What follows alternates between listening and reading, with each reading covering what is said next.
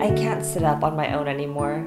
I have to have support, so don't mind these pillows during this video.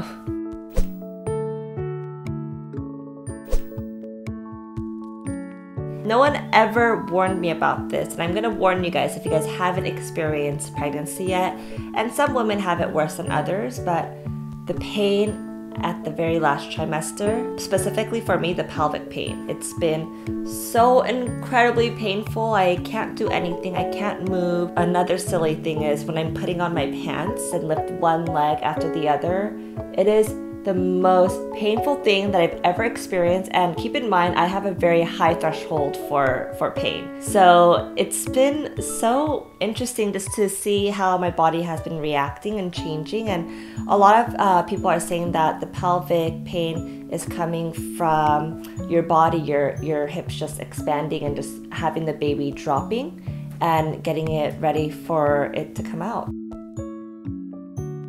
The second thing that I learned from my pregnancy is body image in general. I've always worked out so hard to keep a certain image and be in a certain shape. At some points, I would actually get really sensitive about the comments that other people would make. And of course, they didn't mean it in any bad way, but again, one, it's the hormones. Comments such as, oh my gosh, you're so huge, you're ballooning up. They were kind of cute at first, but when you hear them so often, you just don't want to hear it anymore, just to be honest. And Alan and I, we were talking about how empowering it is to really see a woman go through these changes in her life during the pregnancy, from the emotional side, the aspect, and also obviously the physical side. And he doesn't think that any man in the world can handle it. I think he could handle it. I would love to see that one day. And I think in the beginning, I was just so caught up with how my body was changing and having no control over it. But it's really a beautiful thing, and I just really learned to embrace it all.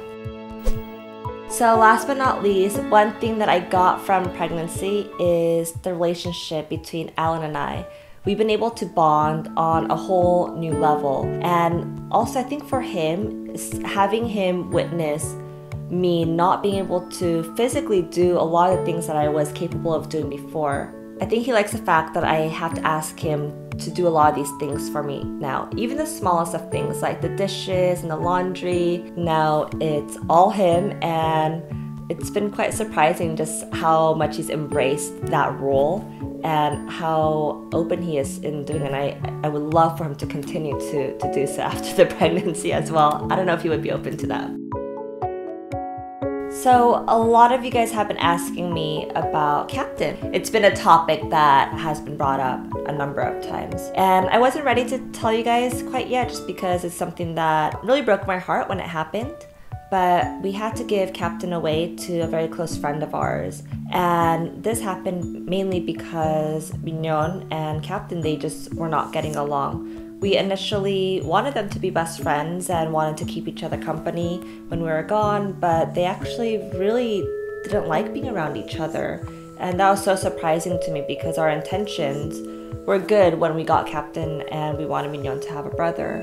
And they just fought, and the fights would escalate. I mean, it started off with a little things here and there, but to the point where it was almost dangerous. It really put things into perspective for Alan and I, because obviously with the baby coming, you know, we just couldn't risk having any sort of danger around the baby, and not only just the baby, but for ourselves as well, just because the fights were really, really bad.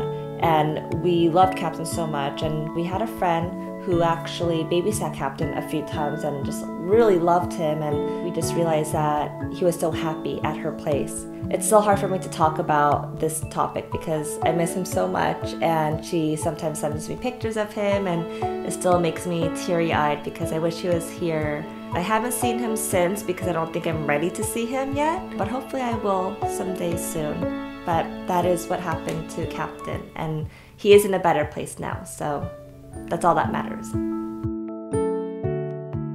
So I guess this is my last video until I go have my baby. And I just want to take the time to say thank you guys so much for being so supportive from the beginning, since I revealed my miscarriage story to announcing my pregnancy. It just all happened really fast, and I can't believe it's been 9 months, a full 9 months, a full year of being pregnant, and I've learned so much from it. And I just love being able to share all these personal moments with you guys. As a lot of you guys know, I'm not the best vlogger.